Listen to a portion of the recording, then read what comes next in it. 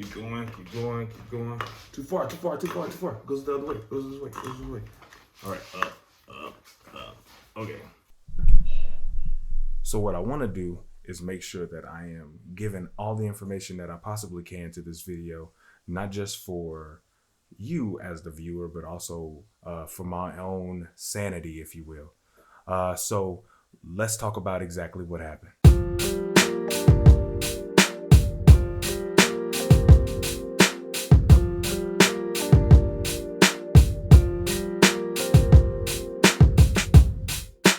My wife and I decided that over the 4-day weekend, it would be a great opportunity to go and get measurements of the new place that we're moving to, because if you didn't know, we're moving to Dallas and keeping this house here near Fort Hood as a Airbnb. So we're going to keep a lot of the furniture here, but we wanted to make sure that we knew what fit up there, if we were going to take anything or if we were just going to buy new furniture to begin with.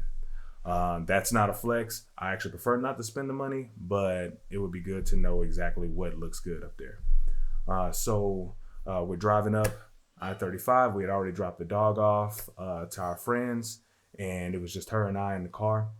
We're going about 75, 80 miles an hour in a 75 mile per hour zone. And an 18-wheeler, I don't know the name of the trucking company yet, but maybe I'll remember it. The truck starts to veer into the far left lane, the lane that we're in. We're attempting to pass the truck. I think at one point I say to Liz, hey, let's get past this guy because I see he's kind of swerving a little bit. So right at that point, Liz has control of the vehicle, starts to kind of veer away from the truck. The truck, unfortunately, doesn't veer too far away from us.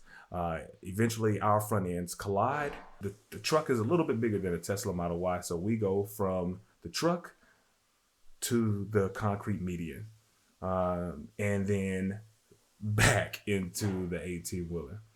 I can remember very vividly being inside of the car and holding on to the handle thinking, hey, look, I might be toast here. I might be done. But I can see that Liz is not really a part of the collision here, and I'm taking the brunt of the force.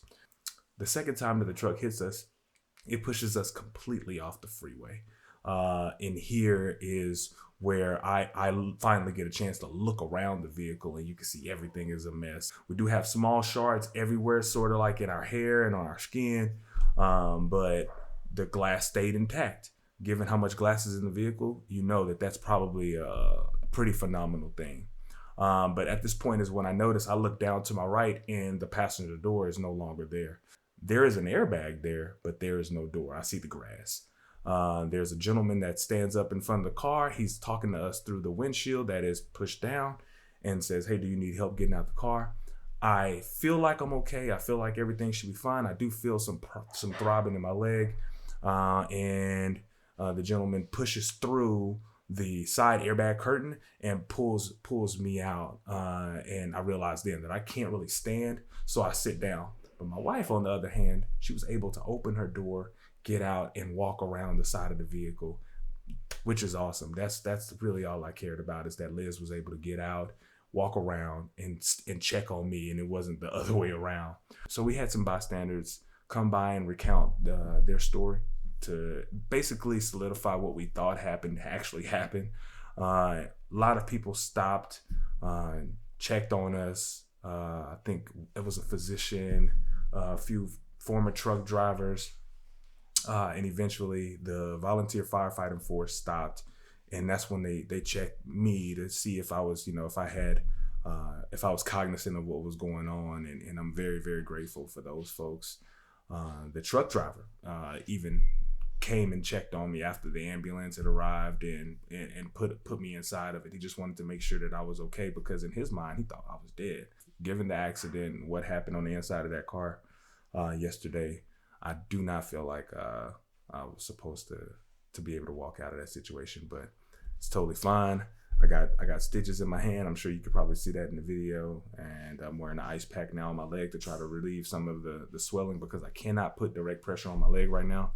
The x-rays came back showing no breaks, but I think maybe there might be some ligament damage, and I'll get that checked out on post here in a couple of days. So, hey, thanks again for watching. I know that this is typically like more lighthearted, and I try to be more funny about what's happening, but I thought it'd be cool to just kind of let you know what happened, so that you too know that this is a really safe vehicle. And also, hey, man, I'm thankful to be here. So, hey, thank you guys for watching. I hope you have a great week.